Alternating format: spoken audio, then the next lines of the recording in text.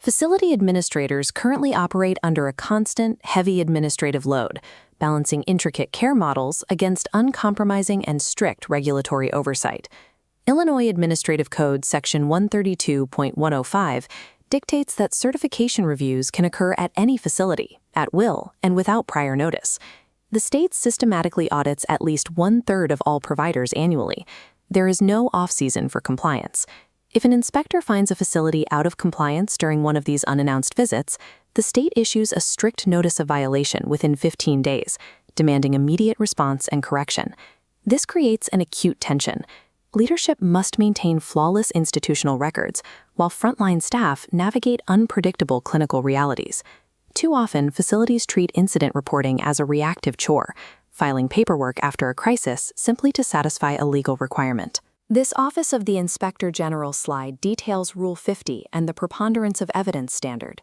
That standard means investigators only need over 50% of the weighted evidence to point toward abuse or neglect to issue a case finding. Defending against that evidentiary burden or proving it requires an immediate, systemic capture of facts. A delayed or isolated piece of paper is insufficient. Surviving unannounced audits requires an automated flow that converts raw incident data into actionable insights using SICG tools. Passing a state survey is not something you can cram for. It is the natural byproduct of an unbroken, continuous chain of data integrity and participant safety. To understand how this chain operates, we can track a theoretical sentinel event on the front lines through its required data lifecycle. This presentation slide defines what elevates a standard documentable event to a reportable critical incident in CRAS. We can see specific categories including deaths, significant known injuries, law enforcement involvement, and medical emergencies. Once an event meets those criteria, the mandate is absolute. It must be entered into the system within 2 working days of discovery. That initial report acts as a trigger, routing the incident to specific investigating authorities based on the individual's demographics and the severity of the event. As this county care slide shows, any incident categorized as abuse, neglect, or exploitation must be reported immediately to an investigating authority, such as the OIG, Adult Protective Services, or DCFS. The 48-hour timeline is primarily a clinical safety mechanism. Its purpose is to force immediate intervention, rather than simply satisfying a bureaucratic checklist. Looking at the OIG training slide, we see the protocols triggered upon data entry. The facility must ensure health and safety, secure the scene, and separate witnesses. Crucially, with any credible evidence, they must immediately remove accused staff. Failing this initial triage phase carries intense liability. A delayed report compromises the physical evidence of the investigation and practically guarantees a regulatory violation. Speed is just the first step. Facilities with perfect CRAS reporting still frequently fail systemic audits. Entering an isolated incident report fulfills the immediate mandate, but it does not analyze how that event connects to broader, facility-wide patterns of risk. Isolated datasets secure the present moment and protect the immediate victim. Without macro-level aggregation, however, they do nothing to protect the facility's future. This disconnect is the aggregation gap. It is the space where frontline clinical incident reports remain entirely separated from executive oversight.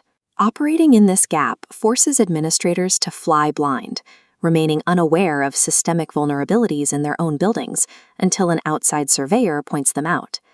To bridge this gap, facilities must adopt the continuous quality improvement model endorsed by CMS, known as the DDRI framework. The process begins with design and discovery. The facility reviews aggregated case records and incident reports to pinpoint vulnerabilities. Next is remediation. Administrators use this discovered data to execute immediate, targeted corrective actions. Finally, the improvement phase rigorously analyzes the long-term effectiveness of those corrections, establishing a permanently higher baseline standard of care. Executing the DDRI framework manually across dozens of staff and hundreds of patients is a mathematical impossibility, creating an administrative bottleneck prone to human error. This is where the SICG QAPI dashboard becomes essential. It is the specific technological engine built to automate the entire DDRI framework. The platform seamlessly ingests isolated sentinel events as they happen, completely removing the burden of manual data cross-referencing for the compliance team. The dashboard visually aggregates mortality and incident reviews over time. It exposes hidden frequency patterns, showing exactly when and where incidents cluster within units or shifts. Quality assurance committees use this aggregated data to move past individual symptoms and propose systemic changes to overarching service plans. These insights transition the entire facility's operational posture. Instead of constantly reacting to daily crises, staff can now accurately predict and mitigate risks before they escalate into reportable events. The QAPI dashboard organizes raw, defensive liability data into a predictive tool for administrators. That proactive posture is the only defense against the inevitability of the unannounced certification review cycle. A facility relying on siloed data scrambles chaotically when the state arrives, attempting to manually compile proof of compliance. An integrated facility experiences calm preparedness.